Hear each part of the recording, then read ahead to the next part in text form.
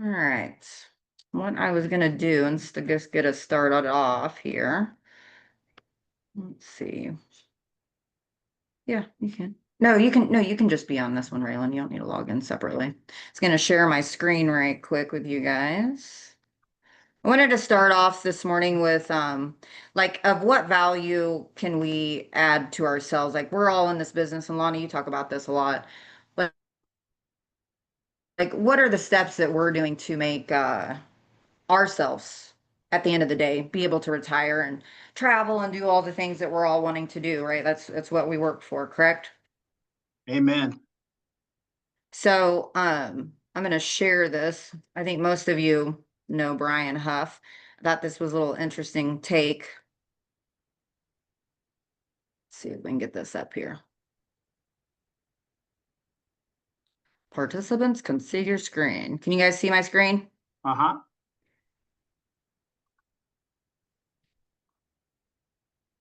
Hold on. Back or up, Rusty.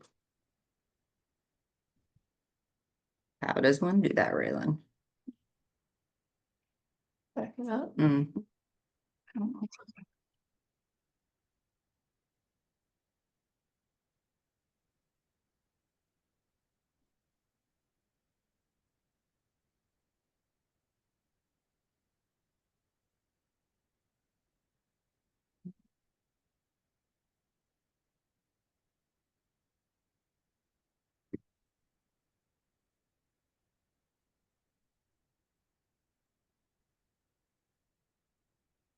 I'm not hearing any audio, are you? Well, Lonnie? I'm not hearing any audio of Brian. Are we supposed to be hearing Oh, that? yes, you are. It was so good. I've done this before. Okay, don't. And that mutes it. Well, heck, you guys. There was something. Let me see if this audio works here.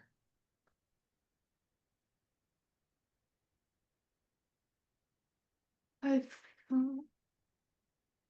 We're being recorded, Raylan. I'm gonna press play. Lonnie, let me know if you can hear that. Like in 5 or 6 more years, she'll have them paid. So she makes hundreds. No luck. There we go. I could hear it. Oh, Got it. yay. Hallelujah. Something's working this morning. Yep, that's great.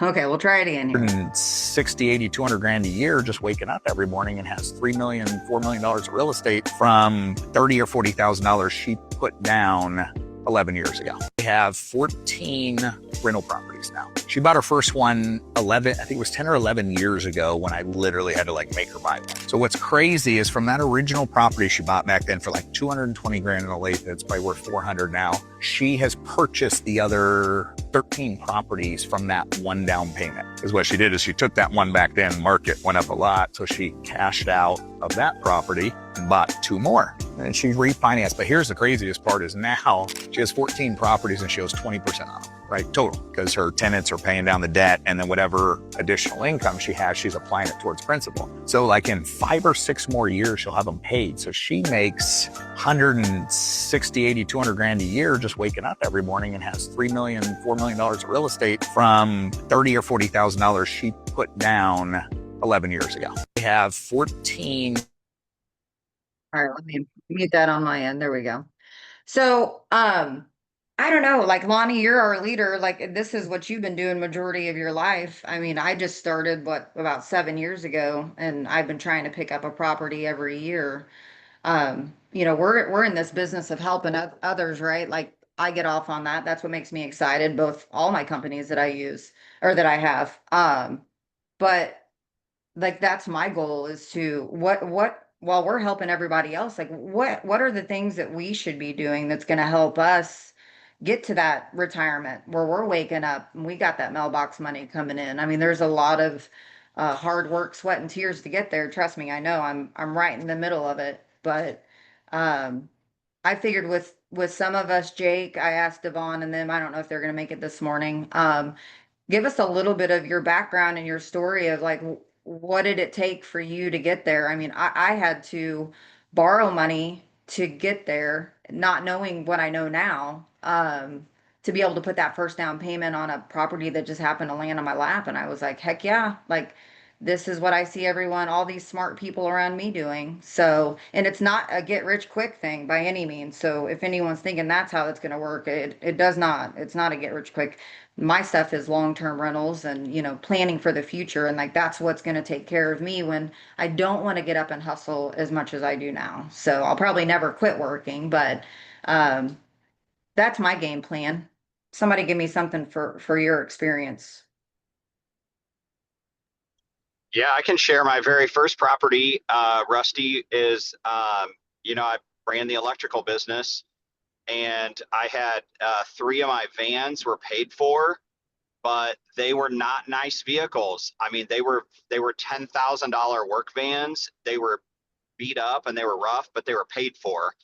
And I saw this property. I found a property in Raytown on Craigslist, and I went and looked at it. I wanted to buy it. I had almost no cash on hand at the time. I mean, I was super cash poor. And I went into Mazuma Credit Union because that's where I banked at the time, and had a quick conversation with Joel Trompeter, was one of the managers there, and he's actually a real estate client of mine. He's bought a couple of properties with me now.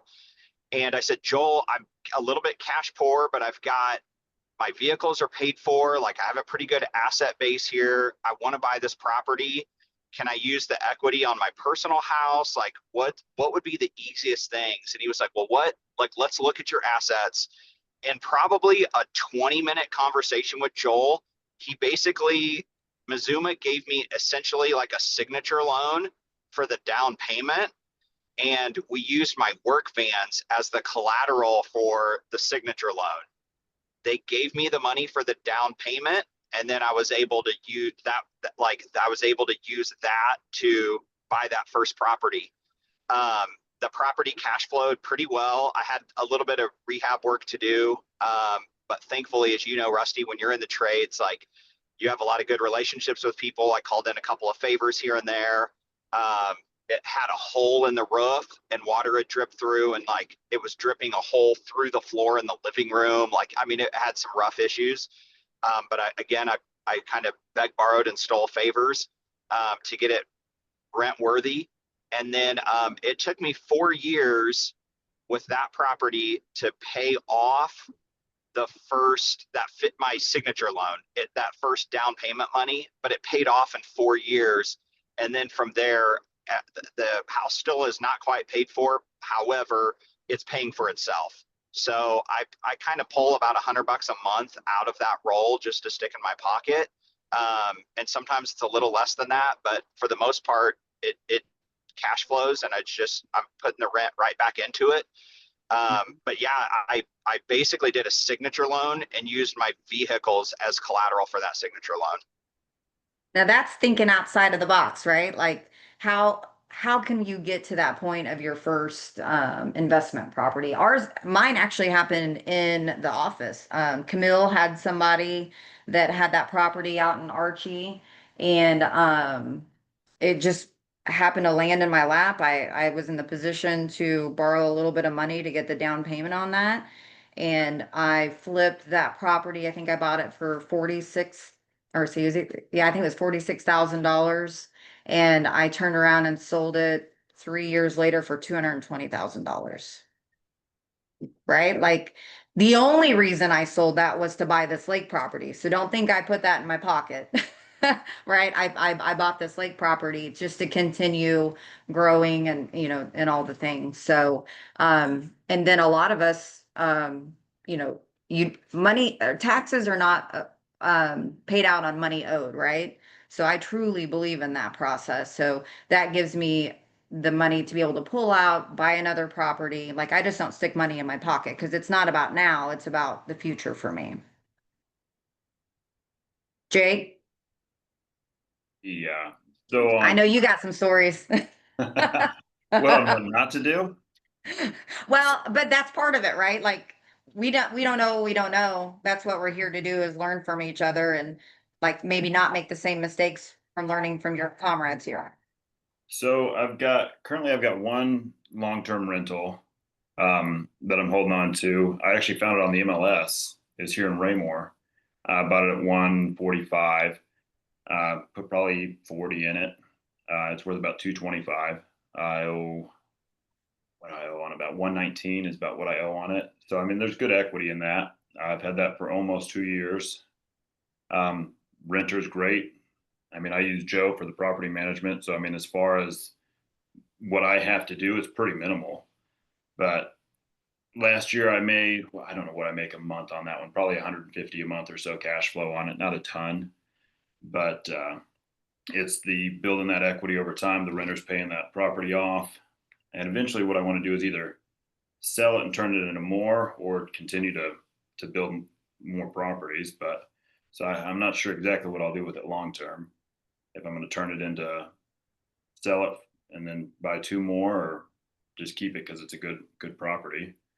But when I bought it, I went and kind of replaced everything. The roof was already new, but I kind of did everything else. Furnace, AC just got replaced. So it should be good, knock on wood, for a while. So that was helpful as far as just going in and getting it ready to go before I rented it. It was more money than I wanted to spend at the time, but it's pretty nice now that I don't have to really do much on it. But I don't make a lot of money on it. No, I don't, especially with us being newer, like I don't think many of us do, right? Cash flows, that's the most important part. Yeah, yeah.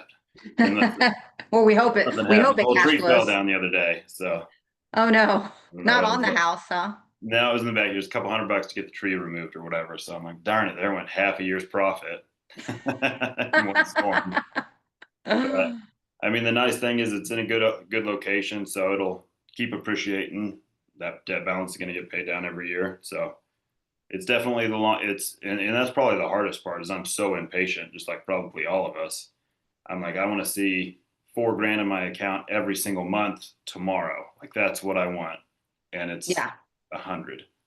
yeah. I'm like, man, that sucks. I put out how much money to get nothing, like this little return. So I think that's probably the biggest struggle is it's such a long-term play.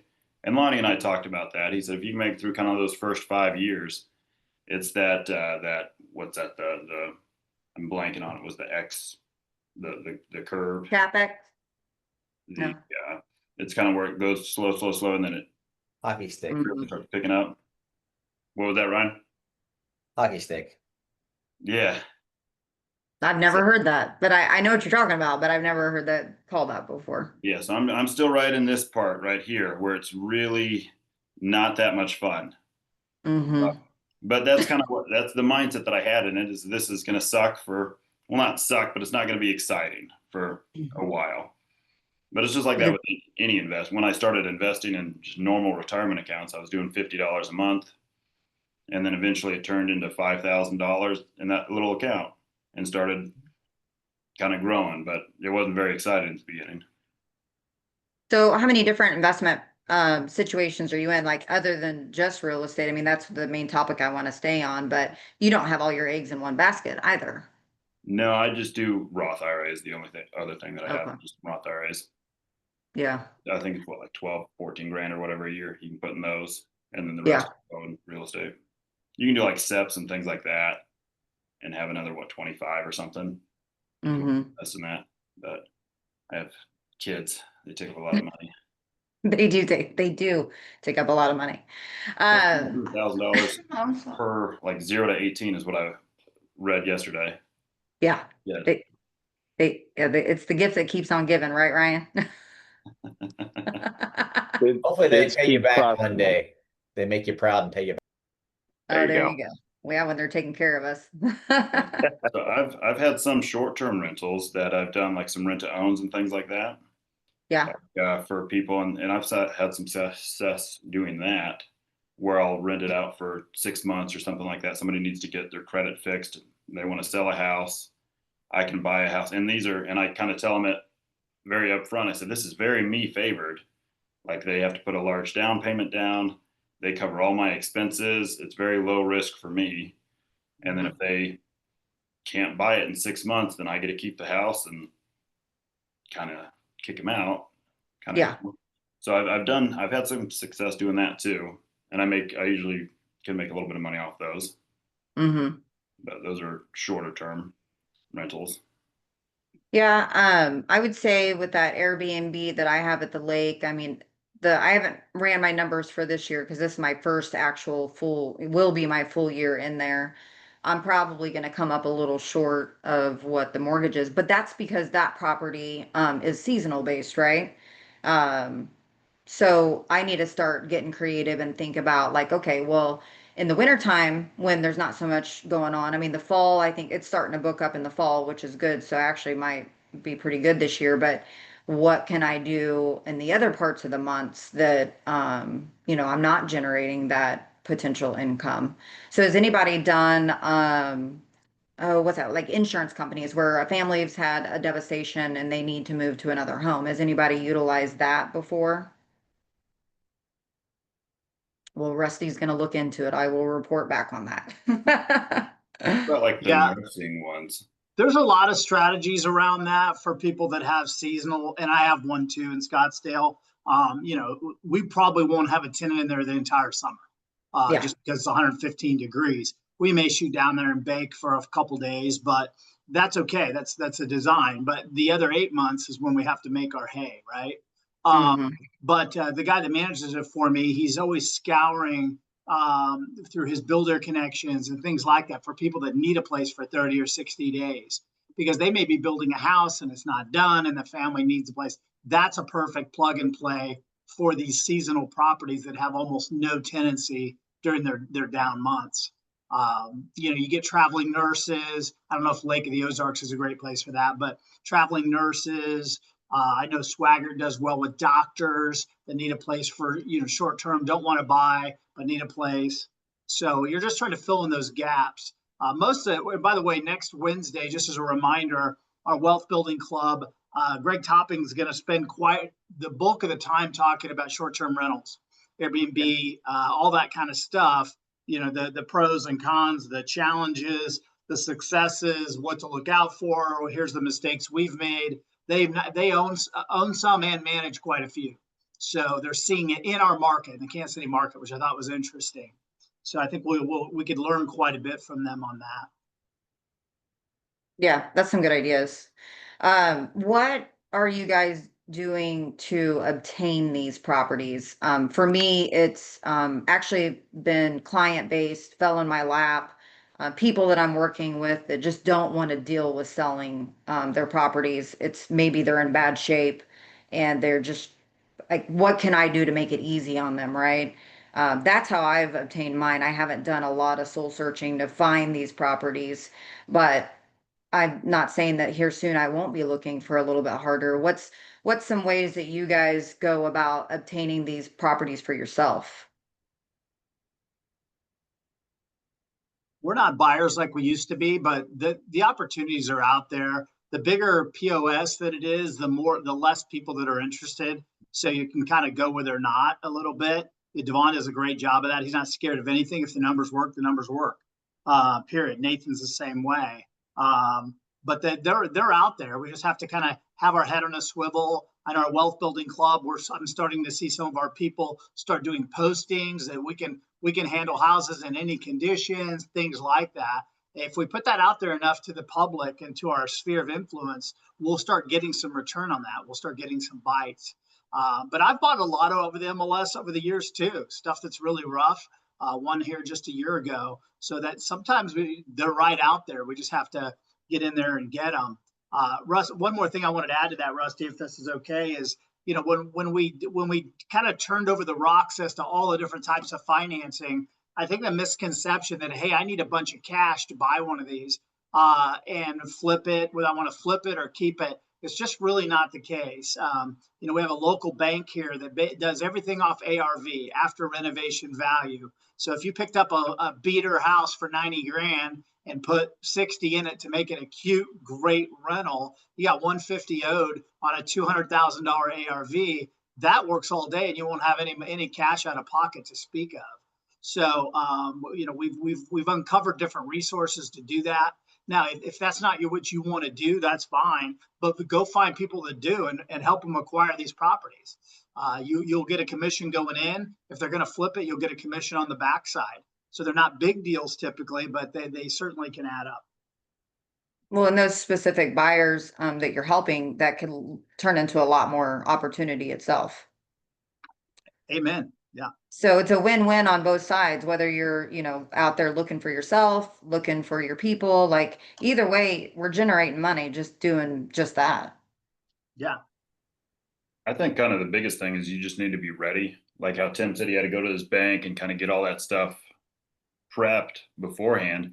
If you have a lot of these properties, they'll kind of come up and go quickly. So if you're not ready, you'll miss out on a lot of them. But if you have all your finances and your relationships ready to go, and then it's also top of mind, you're constantly thinking and looking for it.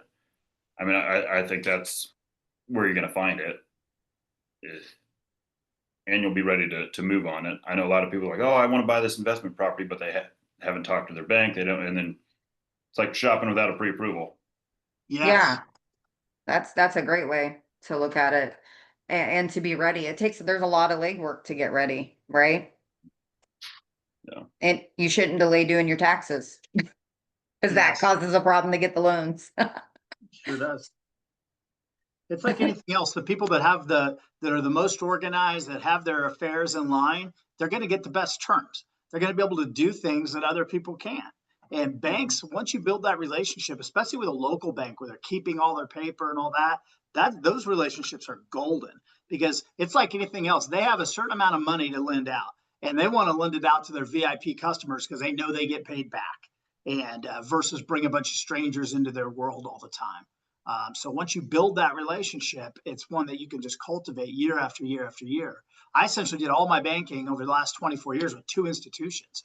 It was Hawthorne Bank for 11 years and Country Club Bank the rest of the way. Those were our primary outlets for getting in and out of the deals that we did. Yeah. Yeah, my topic was just inspired by Brian Huff's post this morning, because I was just thinking that, here we are all trying to help everybody else. Like, what are we doing inside our group here, our family, and within KW Southland, for us to all grow and be an example for our buyers, right? Trying to also attract more buyers based on, them seeing what we're doing on our feeds and all the social media there.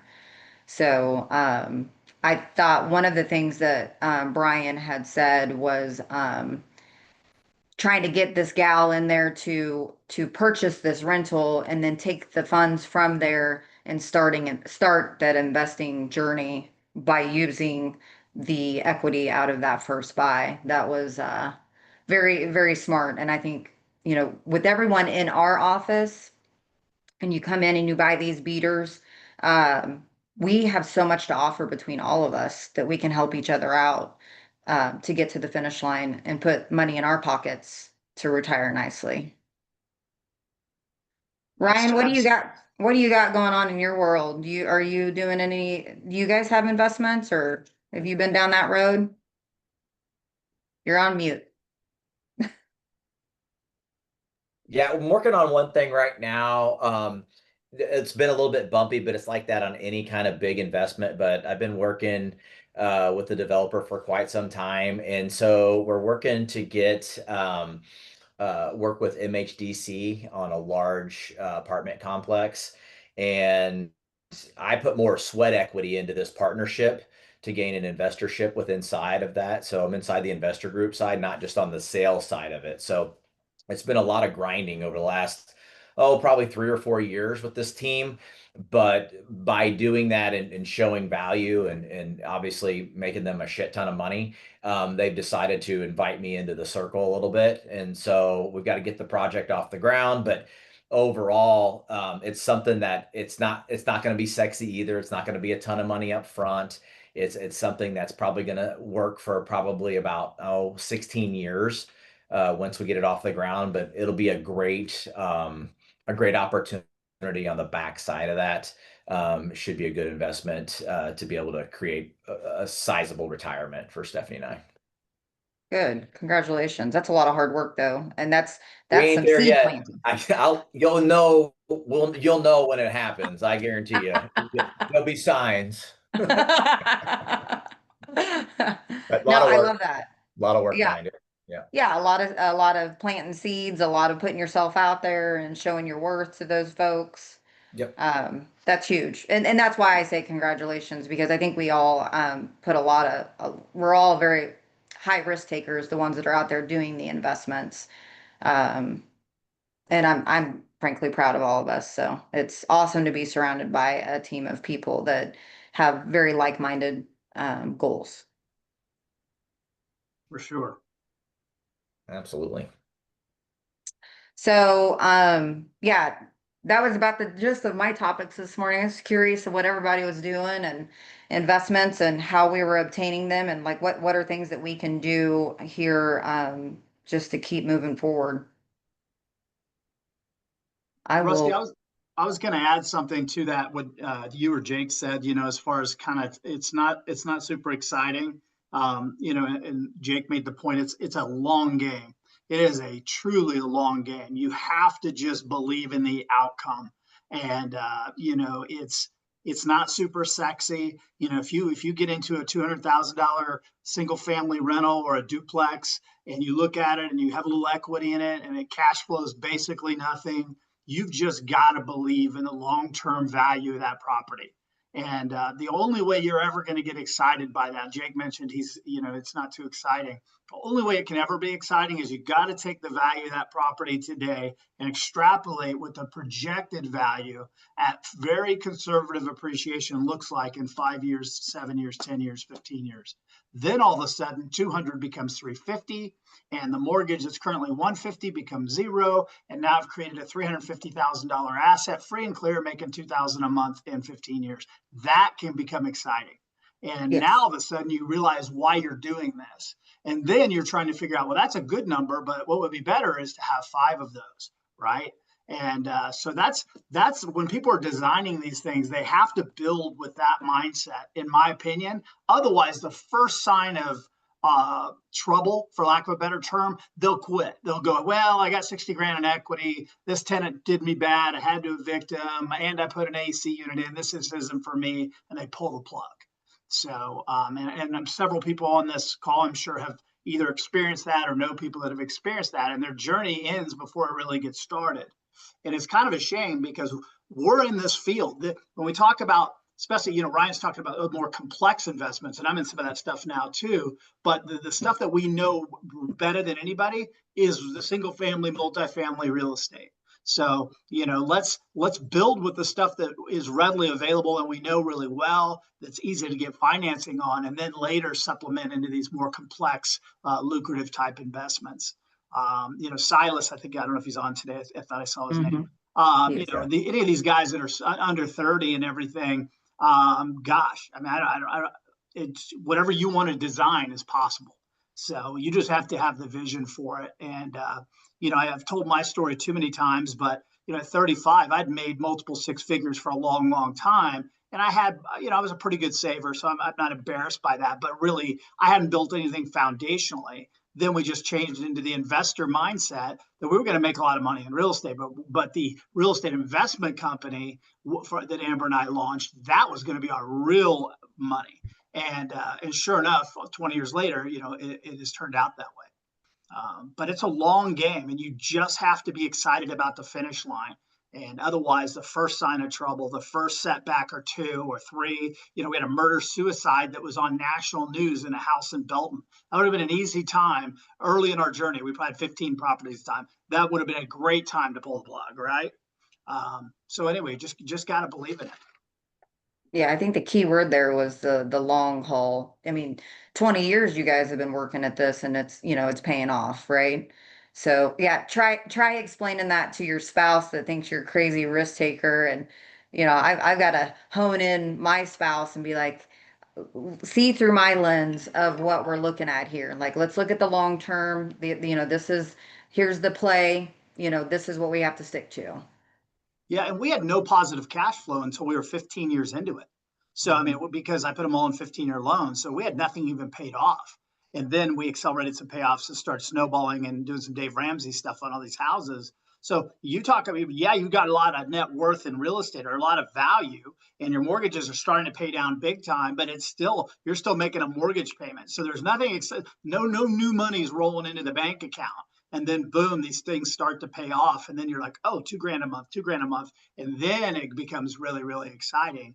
And that business is getting ready to surpass LBRE as far as annual income now, and with a much bigger opportunity in the next 5 years. It'll really get exciting. That's exciting. I think that's what we're all here for. I mean, at least me. I speak for myself here, but that's my goal here. Hey Nate, welcome. Joe Goodwin, welcome. You guys have anything for us on making ourselves money as realtors? We're out here helping everybody else all day, every day. We're trying to get a game plan together and some investments that we can do for ourselves to plan for our future. Any stories that might help us? Yeah, I think that it's a double dip, a very symbiotic relationship, if you will. If you're focused on going out and finding deals to invest yourself in, and you land some of those deals, then you list them. My theory is, for let's say every 4 or 5 homes I buy, I'll flip 3 or 4 of them and keep one, right? And that allows for some cash flow to take place along the way, because you can't, in my opinion, you can't really have a positive cash flow unless, in today's buying world, the rent rates haven't kept up with the appreciation of homes. So I like to flip 3, keep 1, flip 3, keep 1, right? So that should equal to at least 5 new properties in the portfolio every year. And my real estate business sale business seems to get a lot of benefit from those activities. So yeah, business breeds business, I guess is what I'm trying to say. So Yeah. my clients are a jerk, myself, but at least I enjoy the investing side, and the fact that it does attract additional business beyond just the investments. So yeah. Mhm. Yeah, I think doing some social media I know you don't quite do that as much, but letting the average Joe see us, buying these houses, going and doing the work, renting them out, like that does some attraction out there for the average people, right? Like they're like, oh wow, how'd they do that? How can I get into that? I get a lot of sidebar DMs wanting to know more information about that, which then I think can increase your clientele that way as well. Exactly. Yep. And if you find a good deal that's not right for you, you can give somebody else an opportunity and make a nice little profit along the way too. So Well, that's where you're saying it's a win-win. it's all the activities are very similar, and they help both sides of the business. So I think if you're not participating in investing, you're cheating yourself. So I agree. Hey, Joe, you just bought a property, you and your wife. Yeah, we closed yesterday, on day before, I guess it was Tuesday, on a duplex we bought. So that was one of our goals. That puts us at 10 units now. So that's been a goal that we've had for a while. But yeah, I kind of echo a lot of what's already been said here today, though. But I think having investment properties, or taking a chance on investment properties, really makes us better agents. Whether we're there for the point of being an agent or not, like I wouldn't have any of this if it wasn't for my real estate business. And so I've thought, like looking back on a lot of that stuff, there's a lot of different ways to invest. And so I always think of flips as a means by which you can build your bankroll. So a lot of people will start with that. If, whether it's that or a hard money lender or whatever the situation is you've got to be able to get enough for that first one, build your bankroll in order to kind of snowball the effect everywhere else. As an agent, I think our real estate business is the way that we can build that bankroll. And so that's kind of what has helped launch it from the beginning for us. Was I was able to build that bankroll as an agent, and then utilize that to be able to, instead of having assets, or instead of having to go to a hard money lender, or instead of having to do that first flip to get that bankroll. And so I've thought about that a lot. I wouldn't have any of my businesses if it wasn't for my real estate business, frankly. And it also helps it, like Nathan said, a lot of these things, business begets business, especially when it overlaps. And so like, if you get into the investment business, and for me, it's really unique being in the property management business, we get sales a lot from sellers of ones that we manage. But they are able to trust me a little bit more because I also have my own rentals. And so it's funny, like that you'll gain more people that want to build wealth just because you're willing to do it versus telling somebody, hey, they need to do it. And then they ask, oh, well, what do you got going? And if you say nothing, or you've never even done it, or you don't, then it makes things a little bit more challenging. So I'm just I'm a big believer in real estate agents using their real estate business to propel their rentals in that market. But that's been huge for us. Anyway. Now that may slow down. Like I heard Lonnie just say a little while ago that his rental business probably is going to surpass Lonnie Branson real estate in a little bit if it hasn't already, or whatever the situation is. But like at some point, if you're doing both, then you have the means to kind of flow back and forth, whatever goes. I joke, but it's Gary Keller's book that says it. But if you chase two rabbits, you're only going to find one. And so I know I do that a lot between the real estate and property management business. If I focus on property management, I usually take a hit in real estate. If I focus on real estate, I take a hit in property management. But what we focus on expands also. So again, what we've already reiterated here is if we build that bankroll and then you get clear vision on, hey, what do I want to buy? Do I want to buy a duplex, a fourplex, just a couple single family homes? If you can really say this is what you want, then most of the time you'll go out, you'll find those deals, find the money first, and then you will be tuned and ready when that deal falls in your lap. And it may not fall in your lap, but at least you'll be looking for it and be able to find one easier. No, yeah, thank you for sharing, and thank you, or I mean, congratulations on your guys' new investment property. That's awesome. You got to your 10-unit goal. That's awesome. Thanks. Do you know about what to your push you to 20, Joe? What's that? I can't wait to push you to 20 now. I'm ready, but my goals are changing a little bit now as far as how I want to do that. Like what we just did, like I was really big. I wanted to do multifamily for a while and didn't do many flips because I've always been a hold person. And now I've got my 10 that I want to hold. And I was talking to you a little bit about this, Lonnie, the other day. Is like, now I think I'm flipping it around. Now I'm interested in doing some more of the flip aspect of things. So. Yeah, not every house you acquire is something you want to have in a long-term portfolio. Right. But it can still be a great flip.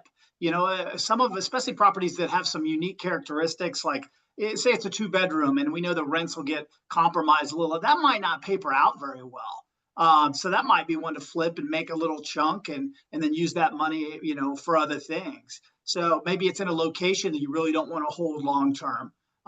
We just got rid of our last property in Q1 in Jackson County. We're done with Jackson County. I'm not done with Jackson County acquiring something. I would certainly do that, but I'm not holding anything in that county anymore unless something changes. So, it's you just kind of assess those, as they come on. And, again, we misjudged some early on as we were we had our training wheels on. We would go into these houses and like Belray Estates, and I would kind of buy it. And I thought I knew what the renovation costs would be. And then I was pretty sure what the back end looked like. And sure enough, renovation costs would get surprised by 10 or 15 grand. And then it made sense all of a sudden not to try to flip it and squeeze out a really small margin, because now we had this really nice snazzy house. Let's hold that one for 20 plus years. So it's funny how sometimes what appears to be a mistake ends up being some of our best gains. So other than the taxes with Jackson County, what is that what the drive was to get rid of those? Is just how they're handling business over there? That, and then proximity to the properties, it's just hard for us to check in on something when it's 30 minutes away, 40 minutes away. Whereas in my daily routine of looking at houses, as I drive to work, I'm within blocks of probably 15 of our rental units. So, I mean, you can easily keep an eye on things, and that's hard when they're in Lee Summit and Grandview and Raytown and these areas. But Jackson County, to me, is a little bit of a mess. I think some of the things that are going to pass, or maybe have already been passed, city by city, are going to emulate some of the things Kansas City, Missouri has put in place, and then that may filter out to the cities that we hold properties. But at the end of the day, it was an easy call to just look elsewhere.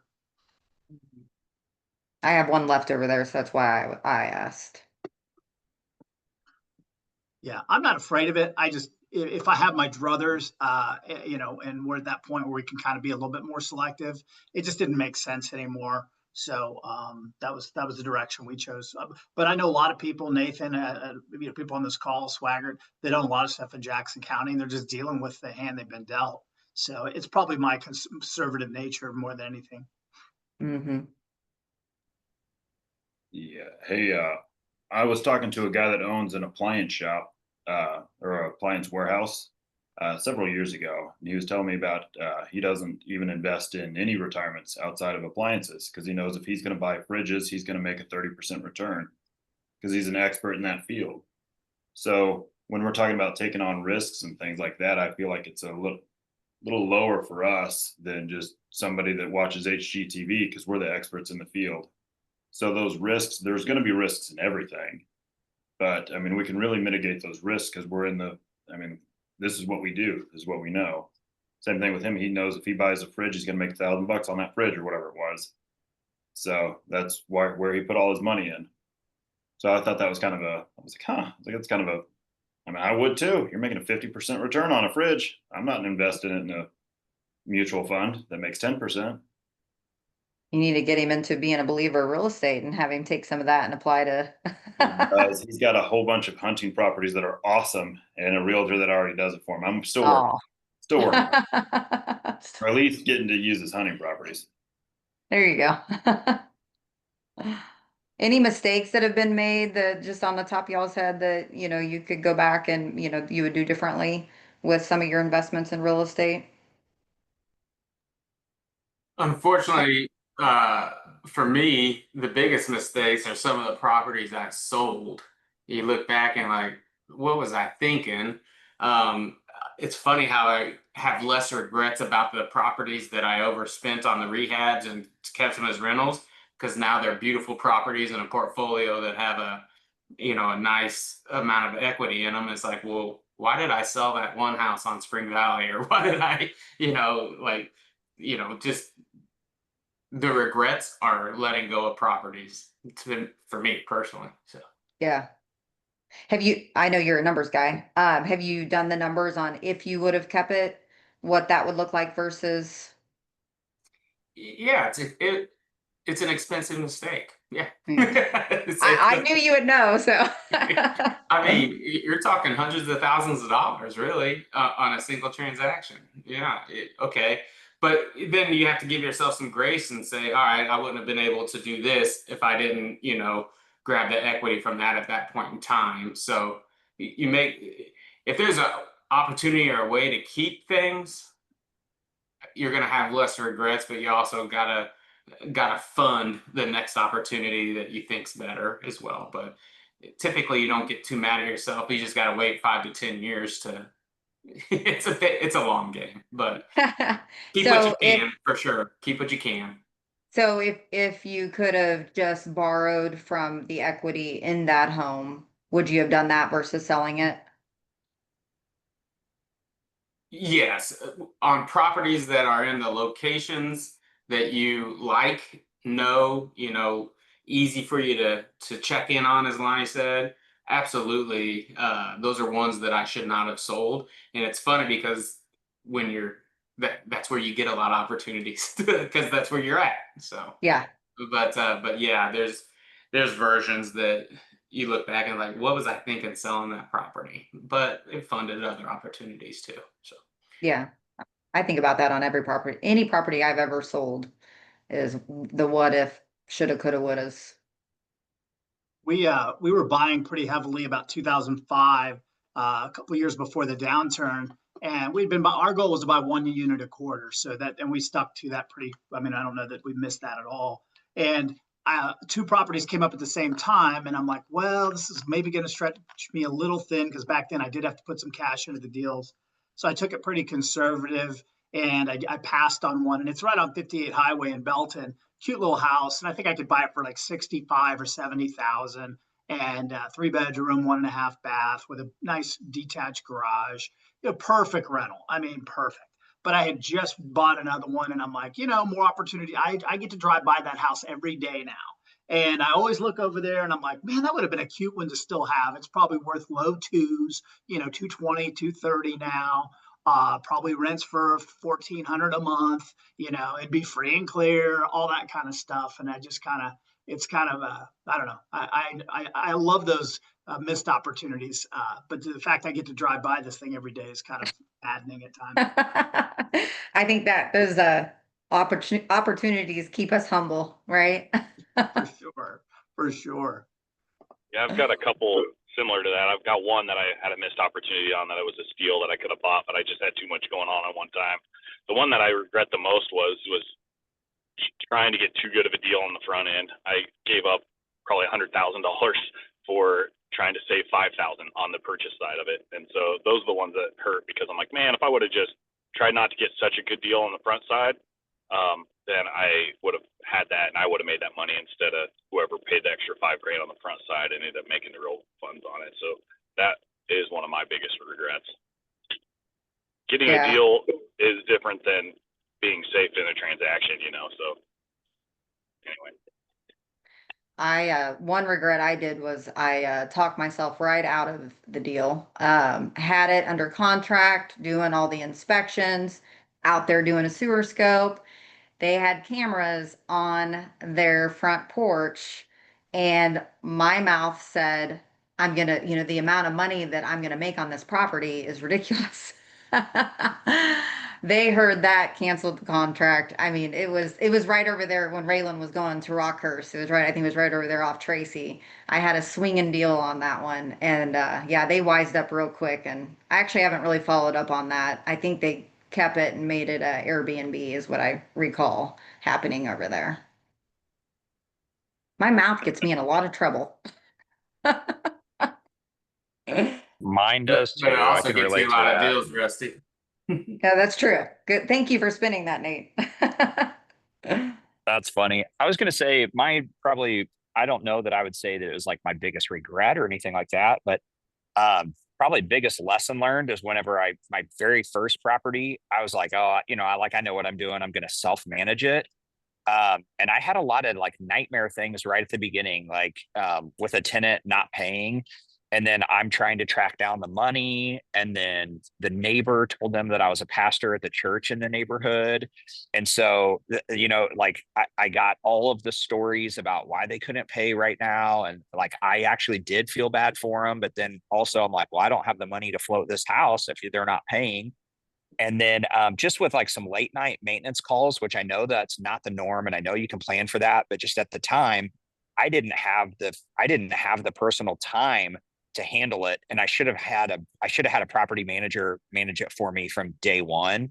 And I know now now as much as I know about the process, I probably could self manage. However, I don't want to. I would hire brick and mortar 100% of the time on every property. I've seen them work on the inside. Like I know how they do things. I've seen how they manage properties and how they maintain them. I'm like, why would I not do that? Because they have the economy of scale there.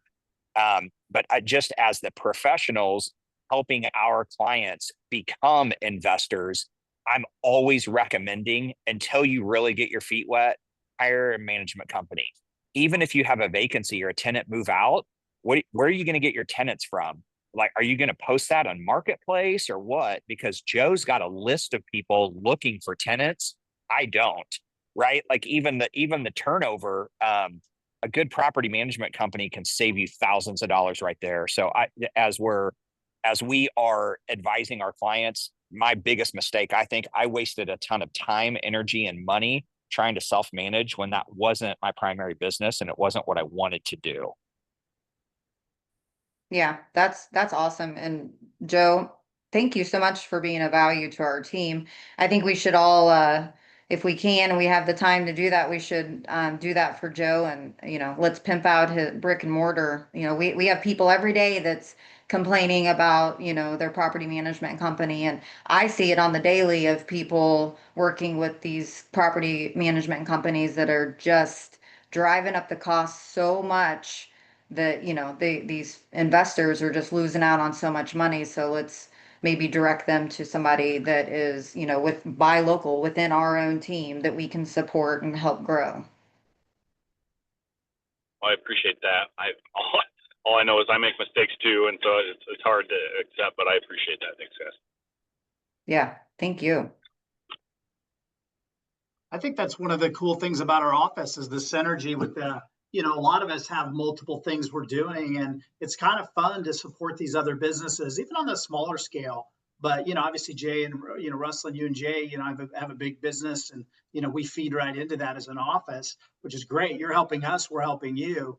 But even on the smaller scale, it's kind of neat to help everybody out. I know Tim with his electrical, and I could just go on and on with different people that have utilized these relationships. Joe, obviously, in property management, and I know I've flipped out some addresses to different people that have picked up flips and stuff like that because I was too lazy to research it myself. But that's kind of what creates our core of our office, and it's really, really neat, and it's kind of neat to see it all come together. It's a blessing for sure. I mean, we're all here for some reason, right? Like something's brought us to this office, whether we knew someone or, whatever the case is, but I feel blessed every day to be surrounded by you folks. Me too. Hey, Rusty, can I share something? Like it's a little bit of a negative, Nelly, but it's going to Sure. come up at team meetings, so I want to be sure we're talking about it. Yeah. Myself, basically, I just got hit with a small lawsuit, and it's so obscure that this could happen to anybody in our office at any time. But we 5 years ago used 2 pictures off the internet for a blog post. Okay, I didn't even know we had a blog. Apparently, we did. Don't now.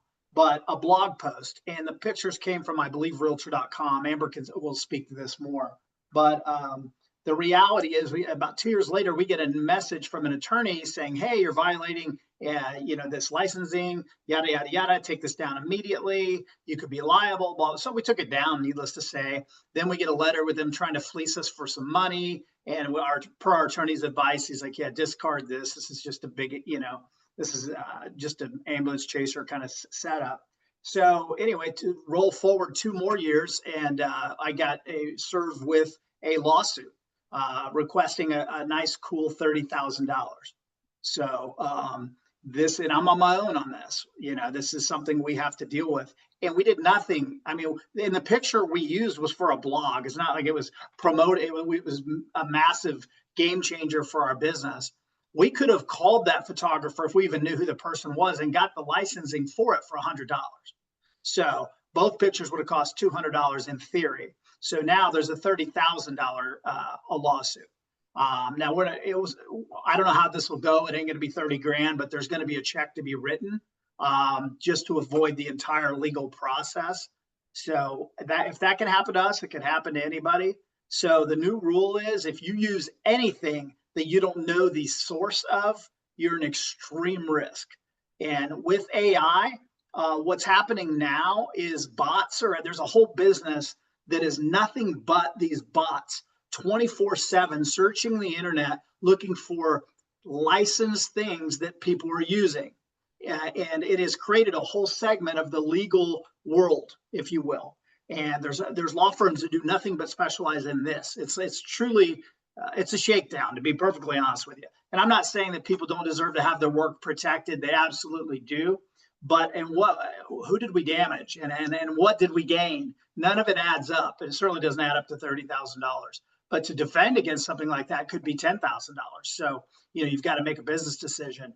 So we need to start thinking about what we're using out there, and do we know truly where this came from?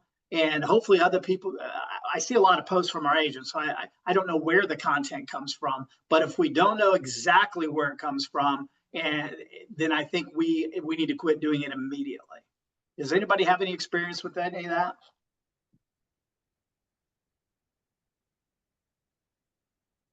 Hello? Heard you, but I haven't. Okay. Scary. Well, it's scary, and trust me, based on, especially now that we've done a little research on it, this is a flourishing part of the legal industry. So how great's that? They basically have bots out there finding cases for them. Boom, boom, boom, boom. And it's a photographer in New York that got something into a magazine. And then that magazine, now that the agents or whoever it might be have used that, then these bots are searching for those opportunities and spitting out hundreds and hundreds of names of businesses and individuals. Then the law firm looks into it to see who these people are. Do they have any money? Are they, are they solvent? All these different things. And then boom, here comes the letters in mass. So I was so shocked by it that it was all just, as my attorney said, who have we damaged? And at the end of the day, who have you damaged? But still, you have to defend yourself. So it's all just a big ruse to create revenue for the law firms. Yes, they may shoot some money back to the person that owns the photograph or the video or that sort of thing. But it should make. I just want people to, because if this happens to other people in the office, that concerns me. I do know another guy in Lee Summit that is going through the same thing right now. So I think we're a year from now with AI and the technology developing as fast as it is. Who knows where we might be going with all this. Well, thank you for that heads up. That's very valuable information. Sorry that we're learning from you, but yeah. Glad to take one for the team. Bonnie, thanks for learning for us. Yeah, there's an offering plate at the next team meeting. If you guys bring a few bucks, put it, we're going to need it, I think. Just check just check the swear jar. There should be enough in there. Yeah, but unfortunately that's Amber's money, so I'm still not coming out ahead. I didn't want to say. We do need a swear jar for beer. I think that would be like the commercial. I think we should do that. That's the best commercial ever. It's classic. I haven't watched TV. I need to watch this. I'll send it to you. Okay. Hate it in here, but it's hilarious as shit. Sorry, Brandon. All right, put it in there, Ryan. I got it. All right, we got about 3 minutes left. Anyone needed to bring up something? David, you just went off mute. Yeah, I just need to know, does drinking more beer cause you to swear less? No. No. It just seems like it's okay. It costs you money and makes you gain weight and your brain gets all messed up. So there you go. And you swear more. Okay. Just check. Exercise more is what it does. All right. Did you guys, Thanks, guys. I am so sorry I was late. I was on another call with Gary Keller and Jason Abrams this morning. Did you guys talk about the supply drive for Texas? No, go ahead. Okay. Great time. We are doing a great job of collecting supplies. The next time you're up here, check the room behind Lacey's desk, that prospecting room. It is packed full of supplies. And she actually had to go buy boxes from Lowe's so that we can consolidate and make more room. So that room is packed. We're going to have to start using one of our conference rooms or cubby hole. I don't know. Which is, this is a great problem to have. Keep getting the word out. Keep promoting that flyer. We still have another week we're collecting supplies on. And then this Saturday, there'll be a team of us here in the back parking lot collecting supplies as well from the general public. So far, so good. We've got some great traction. Let's just keep it up. Let's finish strong. We still have another week. Brandy, do we have a list of everybody that's coming on Saturday morning? Yes. Well, so far I've got Alex, Raphael, Glenda, Laura, me, and you and Stephanie is what I have. Good. Well, I'm making breakfast burritos. So if anybody wants to add to the list, I'm making breakfast high protein. So not a ton of carbs in them, but they're really good. It'll get you going in the morning. I know we're starting early for realtors at 9. So I'll be making a few of those and bringing them in. So I'll have that available. That's awesome. We should have 6 to 8 people there. Awesome. And then I'm headed over to Willow Wind here in a minute. They've got a bunch of stuff they've collected. I know they've got over $600 for us over there already too, and so I'm going to get that as well. So I just was getting my haircut in there and a bunch of patriots in there and started talking to them. They're like, oh yeah, we're going to help you out. And I sent some PDFs over, and they're just amazing people over there. So go get your haircut over at Willow Wind if you need a place. Very good. And that does remind me, I think we're nearing the $3,000 mark on cash donations, as well as all the other physical donations. We've got it in different places. I need to consolidate it and get a list of what we have. And I'll update everybody when I get that.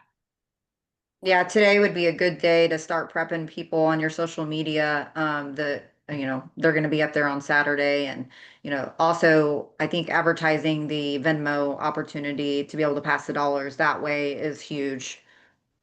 Yes, very, very much so. And I appreciate all the effort, guys. Team effort. It's been amazing. Yes. All right, guys, 11 o'clock. Great conversation. Thank you guys so much for showing up and conversating and throwing around some ideas and learning. Thanks for heading things up. See you guys. Thanks, Rusty. Yeah. Awesome job. Thanks. Great job, Rusty. Thank you. Thanks, Thanks, guys. Rusty. Bye. Bye.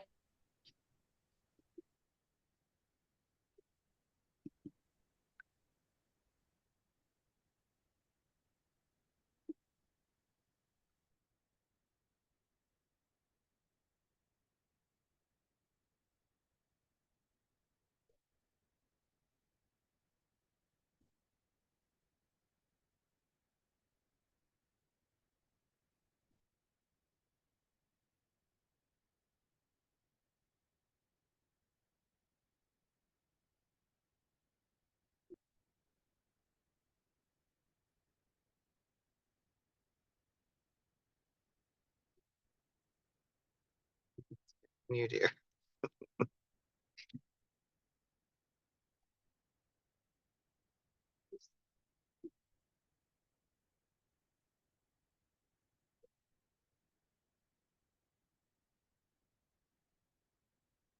Hello, how can I help you today? Could I get a venti blonde iced vanilla latte with oat milk? Yeah, what else for you? What about a classic oatmeal with brown sugar and the mixed nuts? Okay, Perfect. That's it. sounds good. We'll have it off for you. Thank you. Thank you. Hey, Tim, we're still on, man. Oh, hey, sorry about that. That's all right. I just went on, I stepped away and I heard you talking, ordering a latte or something. Love you, bro. I thought I jumped off. Thanks for the heads up. I'm glad I did. I'm glad I didn't say anything about Chad, that guy. or what a great deal you were going to get on a real estate deal and have that get cleared. That's right. That's funny. That's funny. Hey, thanks for the heads up, David. Love you, bro. See ya. All right, see you, pal. Bye.